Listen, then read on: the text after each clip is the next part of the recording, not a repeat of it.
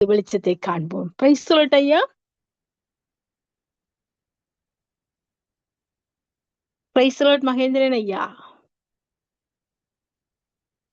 Price lord sister சுபாலங்க. Praise lord. Praise lord ஐயா. வார்த்தையின் வெளிச்சத்தின் நேரத்தில் உங்களை நான் வாழ்த்தி வரவேற்கிறேன். வெளிச்சத்தை காண ஆவலாய் இருக்கிறோம் ஐயா. எடுத்து வாருங்கள். ஆமென். ஜெபம் பண்ணுவோம். அன்பான பரலோக தகப்பனே சுவாமி, சங்கமா வானொலி நித்திய வெளிச்ச நிகழ்ச்சியில் இந்த செய்தியை நீர் கொடுக்க தந்த கிருபைக்கா நன்றி. நீர் இந்த செய்தி என்ன மறத்து நீர் பேச வேண்டுமாக எல்லாம் வல்ல இயேசு கிறிஸ்துவின் அதிகாரம் உள்ள நாமத்தினாலே ஜெபிக்கிறேன் பரமபிதாவே. இன்றைய நாளிலே என்னுடைய செய்தியின் தலைப்பு, வெளிநாட்டு பிள்ளைகளின் ஆவிக்குரிய வாழ்வு திசை மாறி போகுது. நன்றாக தலையங்கத்தை கவனிக்க வேண்டும். வெளிநாட்டு பிள்ளைகளின் ஆவிக்குரிய வாழ்வு திசை மாறி போகுது. எஸ்ஐயா 49:25 சொல்லுது, உன் பிள்ளையை ரட்சித்துக் கொள்வேன். மார்க்கு 10:14 சொல்லுது, சிறு பிள்ளைகளை இடத்தில் வருவதற்கு இடம் கொடுங்கள். 1 தெசலோனிக்கர் 5:5 சொல்லுது, நீங்கள் எல்லோரும் வெளிச்சத்தின் பிள்ளைகளும் பகலின் பிள்ளைகளுமாக இருக்கிறீர்கள். இன்று இந்த வெளிநாட்டு பெற்றோர்கள் தங்கள் பிள்ளைகளை ஆவிக்குரிய வாழ்வில் நடப்பது குறைவு, மிக குறைவு. வெளிநாட்டில் உள்ள பெற்றோர்கள் தங்களுடைய பிள்ளைகளை வீட்டில் ஜெபிக்கவோ, துதிக்கவோ, ஆராதிக்கவோ, சபைக்கு கூட்டிக் கொண்டு போவோ, இந்த சங்கம வானொலியை தாழ்ந்து கொடுக்கவோ அவர்களுக்கு நேரம் இல்லை. வேலை வேலை என்று ஓடித் திரிகிறார்கள். இந்த சுண்டலி மாதிரி, இந்த எலிக்கும் சுண்டலிக்கும் வித்தியாசம் இருக்கு பாருங்க. சுண்டலி மாதிரி ஓடித் திரிகணும், இதவு பகலா வேலை. பிள்ளைகளோடு கதைக்க நேரம் இல்லை, வீட்டிலே பிள்ளைகளோடு ஜெபித்து துதித்து வேத வாசிக்க நேரம் இல்லை. இதுக்குரிய காரணம் என்ன? ஆடம்பர வாழ்க்கை. வெளிநாட்டு பிள்ளைகளின் ஆவிக்குரிய வாழ்வு திசை மாறி போகுதுன்றது ஆடம்பர வாழ்க்கை.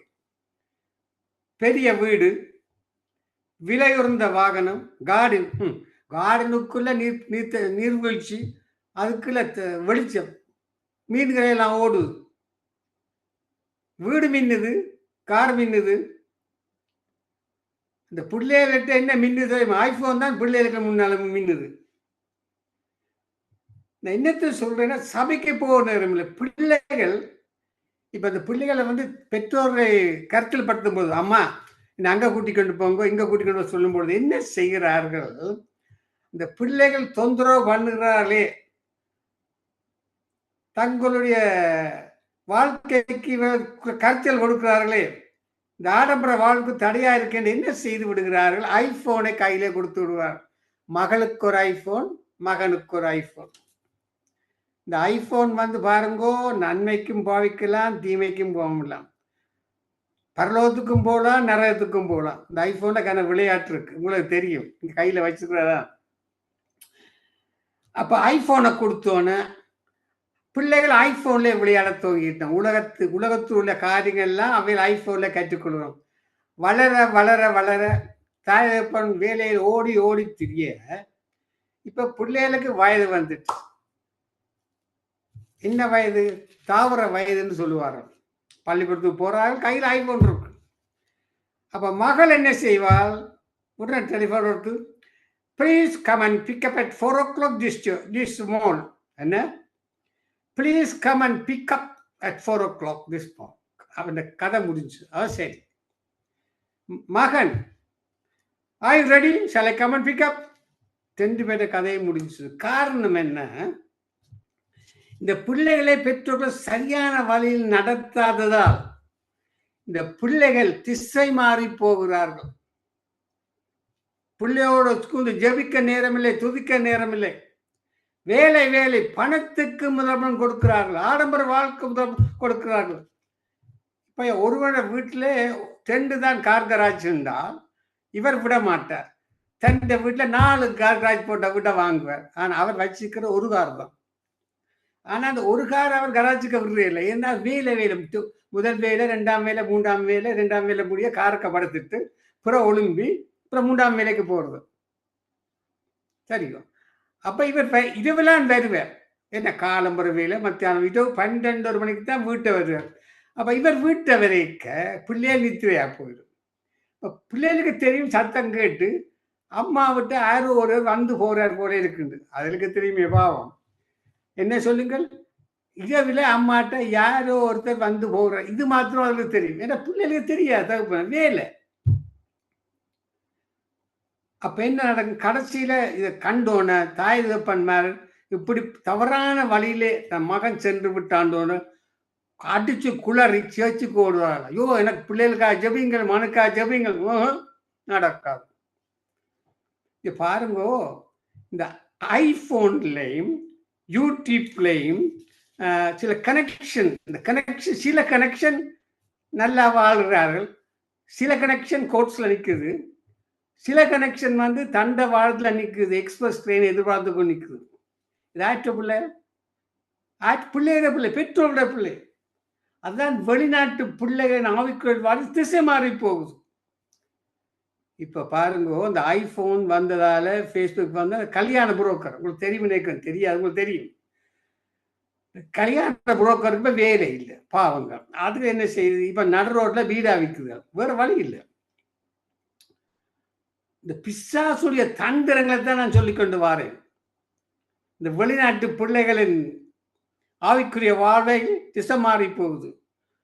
ஒரு குடும்பம், ஒரு அருமையான கிறிஸ்தவ குடும்பம், வளர்க்கப்பட்டவன் காலை மாலை குடும்பமாக ஜெபித்து வேதத்தை வாசிப்பார்கள், சபைக்கு போவார்கள், அருமையான குடும்பம். அவனுடைய குழந்தை பருவத்திலிருந்தே உலகத்திலிருந்து வேறு விதித்து வாழும் வாழ்க்கையை தன் பெற்றோர்களால் போதிக்கப்பட்டிருந்தான். ஆவியில் அனல் கொண்டு இரு குடும்பம், மகனும் ஆவியில் அனல் கொண்டு வந்தான். இப்படி கேட்க தம்பிக்கு வெளிநாட்டுக்கு படிக்க போக வேண்டிய நேரம் வந்துட்டது. மேற்படிப்புக்காக தாயப்பன் அவருக்கு ஜெபித்து துதித்து, மகனே நீ வேதத்தை ஒவ்வொரு நாளும் காலம்பரை நேரம் வாசி, ஜெபி துதி, ஒழுங்கா சர்ச்சுக்கு போ. தலையாடிட்ட கோபமா நான் செய்கிறேன். தம்பி வெளிநாட்டுக்கு போய் கல்லூரியில படிக்க துவங்கி விட்டார்.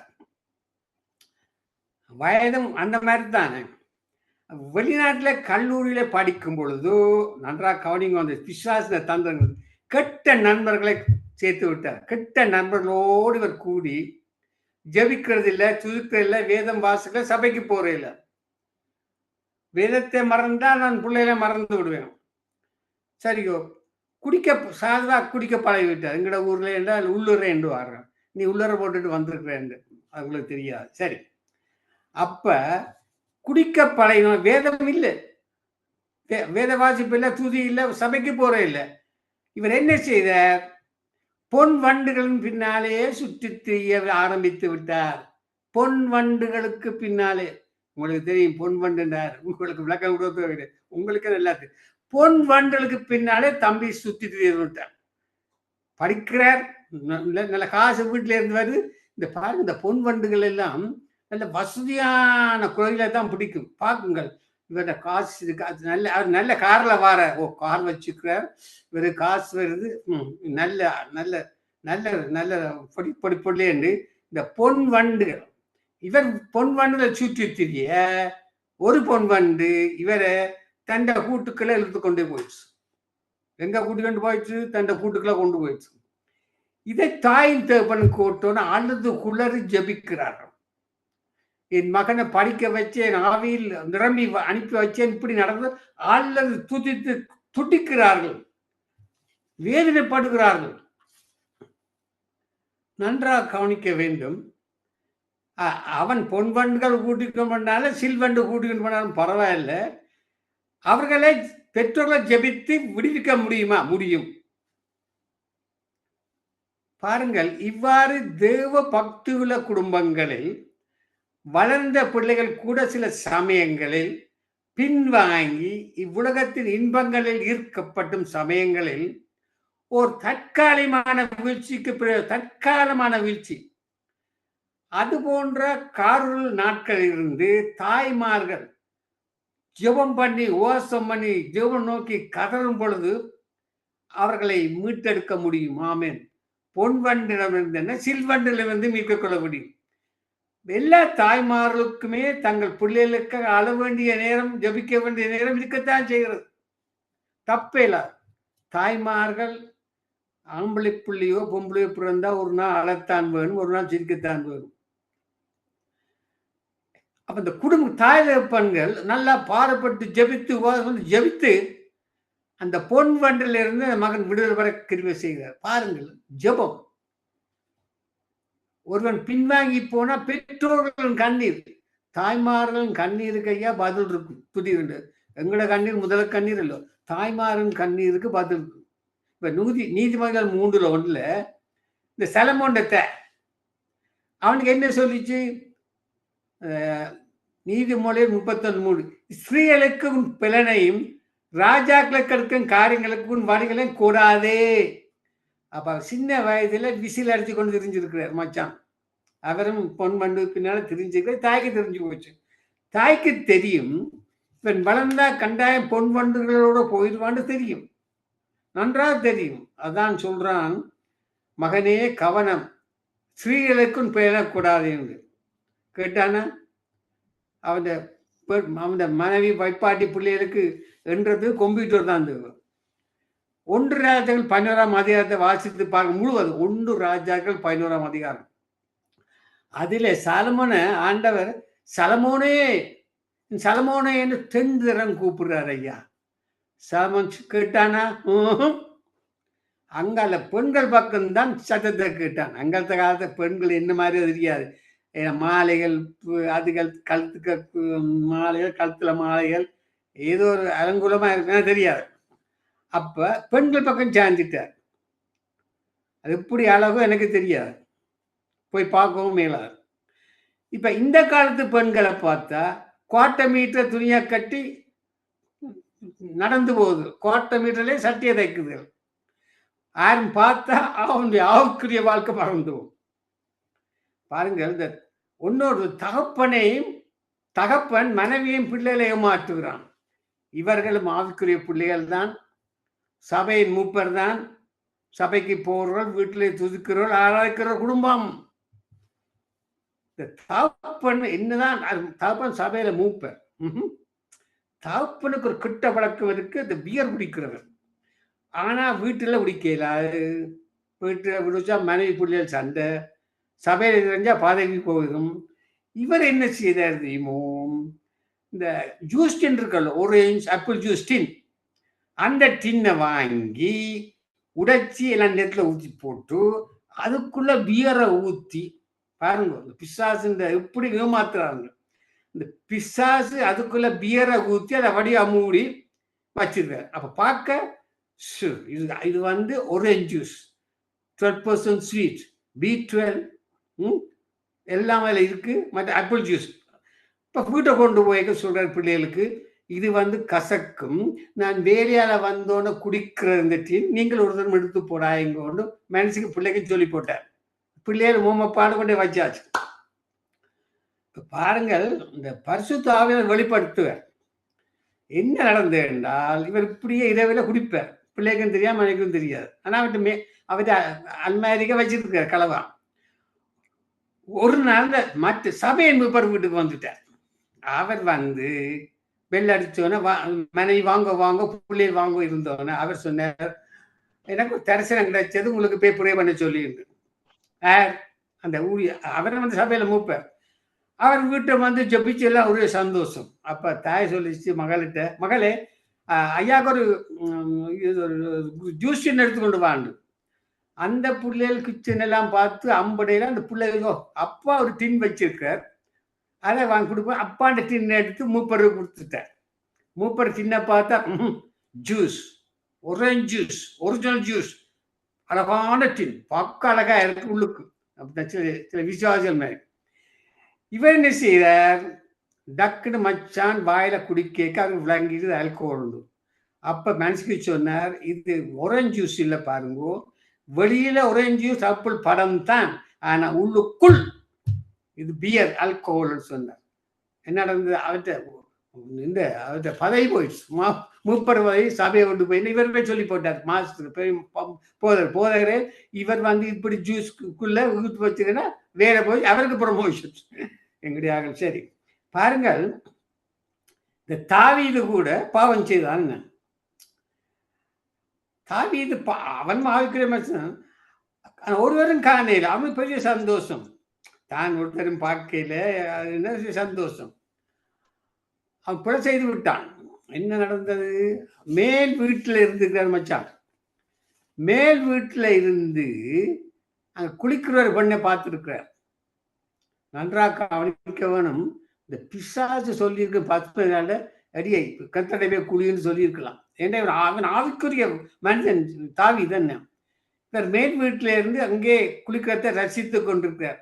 இவர் எத்தனை மணித்தாலும் ரசித்தாரோ எனக்கு தெரியாது, பிசாசுக்கு தெரியும். பார்க்கும் பொழுது இவருடைய ஆவிக்குரிய ஜீவியம், அந்த ஆத்மா எல்லாம் இவரை சோர்வு பண்ண போயிடுச்சு. இவர் கொலை செய்து விட்டார். இவர் ஒரு காணையில தானே. அப்ப இவர் என்ன செய்தார்? நாத்தான் வேல் வந்தார். இப்ப நாத்தான் வேல் இப்ப எங்கட ஊர்ல இருந்தா என்னென்ன இப்படி பிழை செய்து விட்ட, என்னென்ன இப்படி பிழை செய்து விட்டேன்னு சொல்லுவாங்க. அப்ப தாவீது சொன்னோன்னு இவருக்கு அவன் தாவீது ஆவியில ஒரு மேற்கொள்ள மனுஷன், ஆவியை விட மாட்டான், ஆத்மா விட மாட்டான். அப்ப அவன் என்ன செய்தான்? ஜெபம் பண்ணான். ஜெபம் பண்ணி 54 சங்கீதம் ஜெபம் பண்ணி அவன் ஜெபம் பண்ண எப்படின்னு சொன்னால், நன்றாக கவனியுங்க, உங்கள் உடம்பிலே ஆவி ஆத்மா சரீரம் இருக்குன்னு. இந்த ஆவி மேல் நோக்கி பார்க்கும், ஆத்மா தன்னைத்தானே பார்க்கும், சரீரம் உலகத்தை பார்க்கும். சரியோ? இப்ப நாங்கள் ஆவியில் அனல் கொண்டு எழும்பி ஆராதிக்க இந்த ஆத்மா என்ன செய்யும்? ஆவியோடு ஒட்டிக்கொள்ளும்.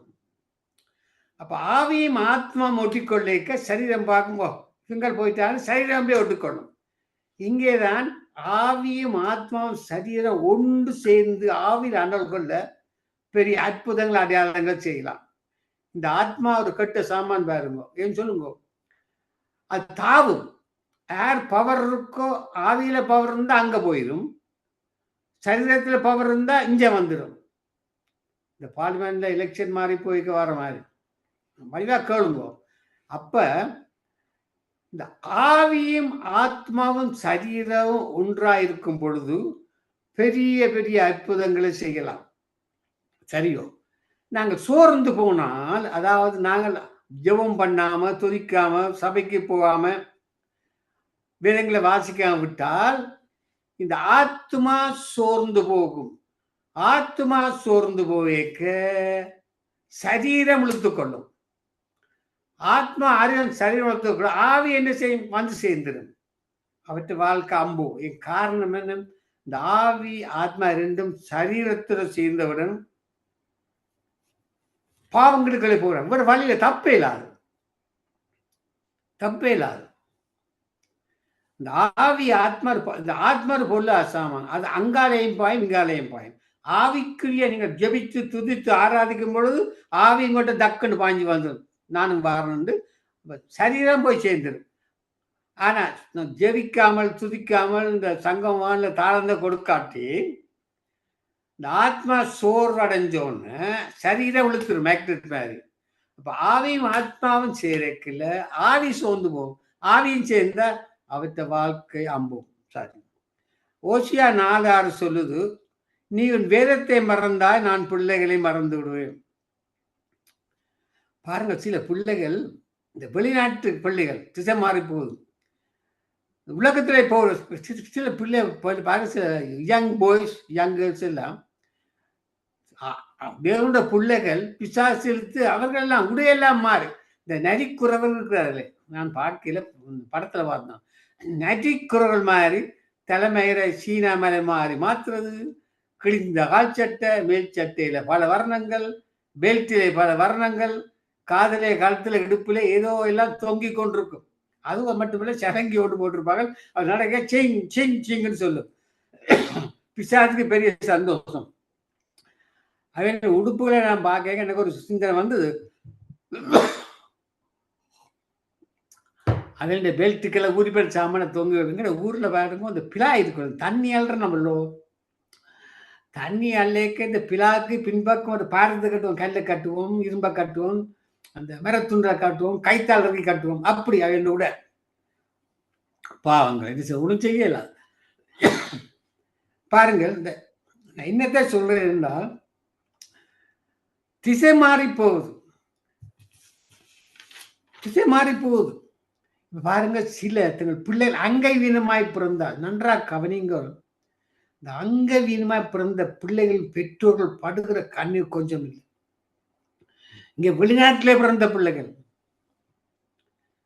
சில பிள்ளைகள் குடிக்கும் போது போதை மருந்துக்கு அடிமையா இருக்கு. எது எப்படி இருந்தாலும் நம்பிக்கை விசுவாசம் ஒன்று இருக்கத்தான் செய்கிறது. எனவே நாம் பிள்ளைகளுடன் ஆண்டவரை விட்டு நிரந்தரமாய் தூர சென்று விட முடியாது. தேவனுடைய அன்பும் இரக்கமும் அவர்களை பின்தொடர்ந்து முடிவில் அவர்களை மீட்டெடுக்க முடியும். ஆகவே அன்புள்ள தாய்மார்களே, உங்கள் கண்ணீரின் ஜெபங்கள் ஒருபோதும் வீணாகி விடாது. ஜெபம் செய்வதை தொடர்ந்து செய்யுங்கள். தேவனே, யவூரில் மரத்து போன மகளை அருகே நின்று விடுவித்த தேவன், மனுஷால் கூட யாரும் தேவனால் கூடும். தாவீது ராஜா பற்றி நான் சொன்னேன். அடுத்து என்ன சொன்னால், இந்த திசை மாறி போகுது. வெளிநாட்டு பிள்ளைகளின் வாழ்க்கை, இளைஞர்கள் திசை மாறி போகிறார்கள். இதற்கு யார் காரணம்? பிசாசு காரணமா, பெற்றோர் காரணமா? நல்லா சிந்தித்து பாருங்கள். யார் காரணம் என்று நினைக்கிறீங்க? பெற்றோர்கள் சரியான முறையில் வழிநடத்தல் இல்லாதபடியினால் திசை மாறி போய் தாய்தாமல் கண்ணீர் விடுகிறார்கள். சபைக்கு போக நேரம் இல்லை, துதிக்க நேரம் இல்லை, ஜெபிக்க நேரம் இல்லை, ஆராதிக்க நேரம் இல்லை. உலகத்தை நோக்கி ஆடம்பர வாழ்க்கை. இந்த கடா தேசத்திலே ஆடம்பர வாழ்க்கை தான் இந்த பிள்ளைகளே திசை மாறி போறதுக்கு காரணமா இருக்கு. கேட்டுக்கொண்டிருக்கிற பிள்ளைகளை சிந்தித்து பாருங்கள். உங்களுக்கு பிள்ளைகள் இருக்கு, கான்மா கண்ணுங்கள். ஐபோன் பொல்லாத சாமான், அது பரலோகத்துக்கும் கொண்டு போய் செய்யும், அதே நேரத்தில் மச்சான் பாதாளத்துக்கும் கொண்டு போய் செல்லும். இந்த செய்தி எடுக்கும்போது கடுமையாக யோசிச்சேன். அநேக வெளிநாட்டு பிள்ளைகளை கவனிச்சிருக்கிறேன். தவறி போகிறார். சபைக்கு வருவர்கள் தவறி போகிறார். சபைக்கு வாரார்கள், கொஞ்ச நாள் இல்லை, வாலிப பொண்ணு மாதிரி இவரும் வருது, அடுத்த ஞாயிற்றுக்கிழமை 2 பேரும் கம்பெனிக்கிறோம்.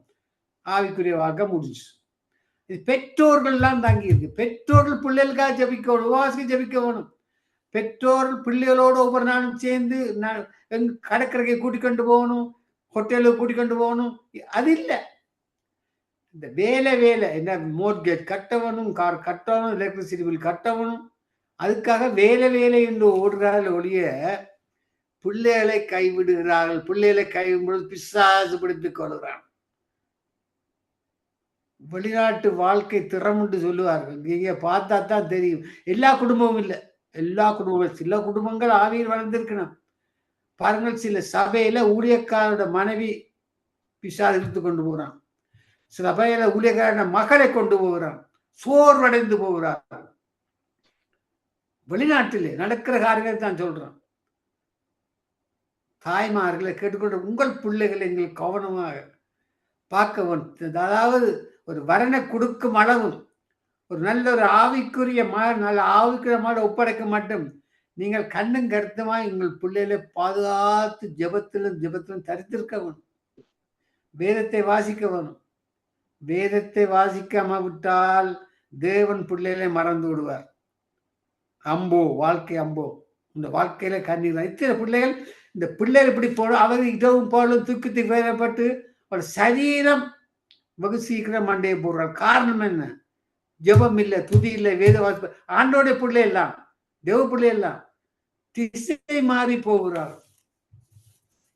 மீண்டும் தலைப்பத்தை, இந்த தலைப்பு வெளிநாட்டு பிள்ளைகளின் ஆவிக்கிற வாழ்வு திசை மாறி போகுது. யாராலே? கேட்டுக்கொண்ட தாய்மார்களே, சிந்தித்து பாருங்கள். இந்த பிள்ளைகளை பார்க்க வேண்டிய யார்? பெற்றோர்கள். பெற்றோர் தான் பிள்ளைகளை பார்க்க வேண்டும். பிள்ளைகளை இரவும் போலும் பெற்றோர்களை கவனிக்க வேண்டும். பிள்ளைகளை ஒரு இடத்துல சேர்க்கும் வரை பிள்ளைகள் உங்கள் கையில் உங்கள் கருத்துக்கள் இருக்க வேண்டும். இங்கே அடிக்க இயலாது பாருங்க. வேதம் சொல்லு நீதிமொழிகள் 23:13 பிள்ளையை தண்டியாமல் விடாது, அவனை பிரம்பால் அடித்தால் சாகான். இங்க அடிக்கலாமோ? இங்க பிள்ளைகளுக்கு அடித்தால் 911 விண் கூவி கொண்டு வரும். விண் பிள்ளைகளுக்கும் தெரியும், பெற்றோருக்கும் தெரியும். ஆனா அடிக்க இல்லாது, தொட இல்லாது. இதுங்க பள்ளிக்கூடத்தெல்லாம் சொல்லி கொடுத்து போட்டாங்க 16 வயதுல. நீ வந்து உனக்கு ஃப்ரீடம் இருக்கு, தயவு பண்ண விட்டு போகலாம். அது என்னண்டா, இந்த விட்டு போன பொம்பளை பிள்ளை பாய் ஃப்ரெண்டோட வீட்டை வரைக்க தாய்மார்கள் ஏற்பார்களா இருக்க மாட்டார்களாம். ஒரு கேள்வி. இந்த பொடியன் தன் கேர்ள் ஃப்ரெண்டை வீட்டை கூட்டிக் கொண்டு வரைக்க ஏற்பார்களா ஏற்க மாட்டார்களாம். ஒன்றும் செய்யல. ஏனென்றால் இந்த காலத்து ஃப்ரீடம் இருக்கு. பொலிசுக்கு சொல்ல இல்ல, பொலிசு சொல்லும் ஃப்ரீடம். அவனுக்கு பயன்படுறது ஆச்சு. யாரையும் கூட்டிக்கொண்டு வரலாம், வெள்ளை கருப்பா கட்டலாம், கருப்பு வெள்ளையை கட்டலாம். இங்கே கனடாவில் ஒன்றும் செய்யல. இது காரணம் என்ன? எவ்வளவு வேதனை சில குடும்பங்கள் இருக்கு தெரியுமா? இவ்வளவு ஆவிக்குரிய குடும்பங்கள் கண்ணீர் விட்டு கொண்டிருக்கிறாள். ஜெபத்துக்கு ஓடி வாருறாள். ஐயா ஜெபிங்கோ ஜெபிங்க. நாங்க என்ன ஜெபிக்கிறது? முதலே பிள்ளைய கவனமா பார்க்கணும். நீ வேலை வேலை வேலைன்னு இதோ பகலா ஓடிக்கொண்டு போனா பிள்ளைகள் உலகத்தை நோக்கி ஓடிக்கொண்டு போயிடும். நேரம் கடந்து விட்டோம். ஜெபம் பண்ணுவோமா? அன்பான பரலோக தகப்பனே சுவாமி, இன்றைய நாளே வெளிநாட்டு பிள்ளைகளின் நாவிக்குரிய வாழ்வு திசை மாறி போகும் சுவாமி. இந்த திசை மாறி பெற்றோரால் மாற்ற முடிந்த பெற்றோர்கள் ஜெபித்து துதித்து உவாசம் ஜெபிக்கும் இந்த பிள்ளைகளை தன் பக்கம் இழுத்து நல்லொரு வாழ்வு ஆவுக்குரிய வாழ்வை கொடுக்க நீ கிருபை செய்ய வேண்டுமாக எல்லாம் இயேசு கிறிஸ்துவின் அதிகாரமுள்ள நாமத்தினாலே ஜெபிப்பேன் பரமபிதாவே. ஆமென் ஆமென் ஆமென் ஆமென் ஆமென் ஐயா. நன்றி. அருமையா